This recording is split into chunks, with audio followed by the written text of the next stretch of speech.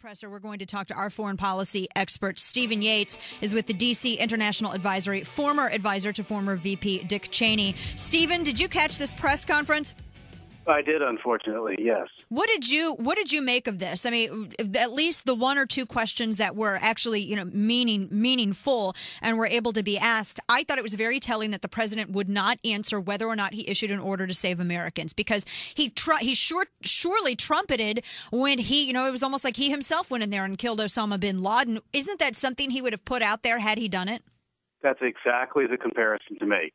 And I think that basically, look at his body language.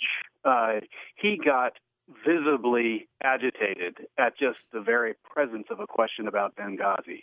Look at how agitated he was coming to Susan Rice's defense. He didn't nearly with as much passion come to defense of, say, General John Allen, whose entire life and career has been raked through the coals without any evidence yet that he's done anything other than being a copious emailer. And yet, so for Susan Rice, this whole Benghazi situation, he said, come at him. But presidents don't testify before Congress. And right. The president, through his spokesman, has already deceived us multiple times. Right. So how exactly do we come at him when he has one press conference almost per year, and there's only one serious question asked per press conference? Exactly, and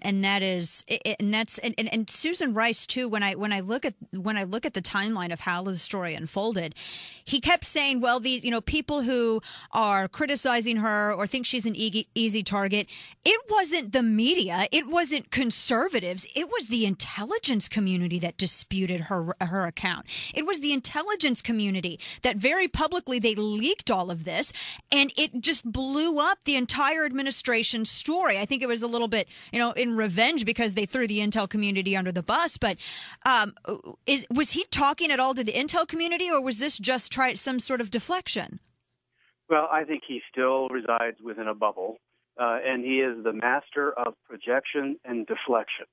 And so he projects onto his opponents what he's trying to do, and any form of responsibility he deflects over to other people, whether it's the fiscal cliff in the budget, or in this case, of course, I gave the order to do whatever. Really? Well, if that's true, that would be in writing, because that's how the military operates. Right. You would have written orders. There would be evidence for it. If there was that evidence, surely it would have been produced by now. So chances are there wasn't that order. Yeah, this I thought that was so unbelievably telling, and his defense of Rice, the fact that he defended her so hard, sort of makes me think that she's at the top of the list for in terms of nominees for defense secretary. It would be an interesting game of chicken. I spent a bit of the day today up on the Senate side of the Hill, and there are a lot of weakened spirits based on the election outcome, with a new Republican minority thinking what it's going to do. But we actually have a fairly sizable number of senators who are saying, well, wait a minute, we actually care when people come before this body and lie to us, and when they go before the public and lie to them. We did not put Susan Rice before 5 major television networks. We did not craft those talking points. And you have conspicuously refused to answer questions. So now that he's put himself on the hook, now we're back at the truth. The White House provided those talking points. It's the White House's job to do that. So now the White House needs to start answering some questions. Congress is going to have a backbone. The press doesn't have one. I think it's going to be very, very difficult to get at truth here. But we've got enough odd body language, enough shucking and jiving using what is allegedly a racist term. There's a lot of dodging and weaving on this. There's clearly something wrong. The president doesn't get this angry about any other issue. No, and he was very overly sensitive about this issue as well. And the question about Petraeus, there's so many questions that could have been asked. For instance, all of these rumors. I don't know if these are leaks from the intelligence community. We have, I think it was Catherine Herridge who confirms that there were these secret prisons there, these secret CIA prisons there in Benghazi. They say that there were at least 3 prisons prisoners that were held there. And the administration is trying to say no. The CIA is trying to say no. This was something that Paula Broadwell had accidentally, I guess, let slip when she was speaking in Denver. Why were not a single question asked about that? That seems to me to be a huge slip in this ongoing soap opera that they're scripting. Well, I think that the press that has mostly cheerleaded for the president, they don't ask the questions about how he violated his own principles from his 2008 campaign in basically expanding a war on terrorists by way of remote-controlled drones, and the fact that Guantanamo remains open of necessity, and the fact that, guess what? When bad guys are out in the world, occasionally we need to detain them, and we can't just let them out. Right. And so I have no way to know whether those people were there or not. I'm not even sure I am on the side of the American public knowing all of what the operational details of what the CIA and military operators are having to deal with in what is a truly foggy war.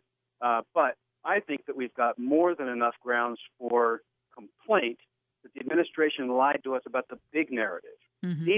I think it's a bit of a deception and diversion campaign to get us moved over to focus on operational details. Right. There was a strategic problem about why the administration couldn't tell the truth from the get-go about what happened in Benghazi, and they chose to give a false narrative. They lied to us. They lied to Congress. I just think that has to matter. Exactly. Now we hear that General Petraeus is going to testify. At first he wasn't, then there. Oh, what changed? Why is he now testifying? Why is he should? We talked a little bit about this on Monday. I mean, This is just the way the process works. I think that there might have just been a pinheaded younger person who didn't know that, you can't actually say we're not going to send somebody up to testify. You can't have someone resign and then they don't testify. Right. The Congress can call anybody to testify, and even Democrats in charge of their committees recognize that big reality. I mean, Dianne Feinstein is not a conservative operative. And she said, guess what? He was in charge. He took a specific trip to assess the Benghazi attack.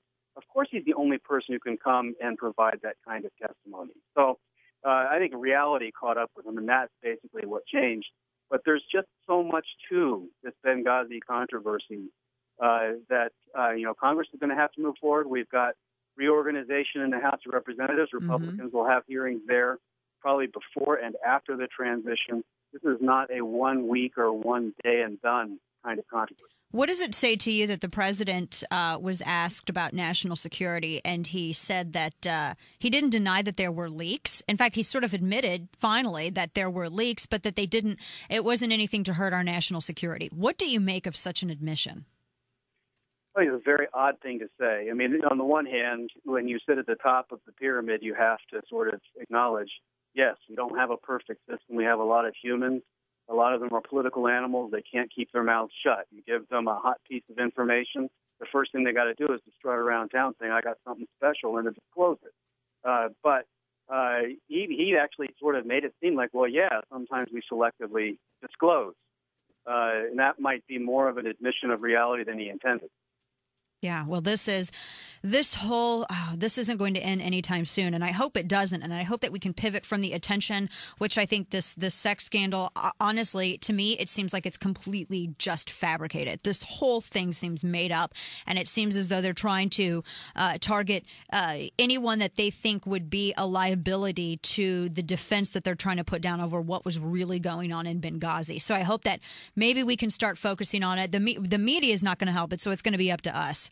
It's all, I don't know, Stephen. People need to call their representatives, call their senators. They need to make them know that they're paying attention and care about this. They actually get moved, and they keep track of how many people contact them about what issues.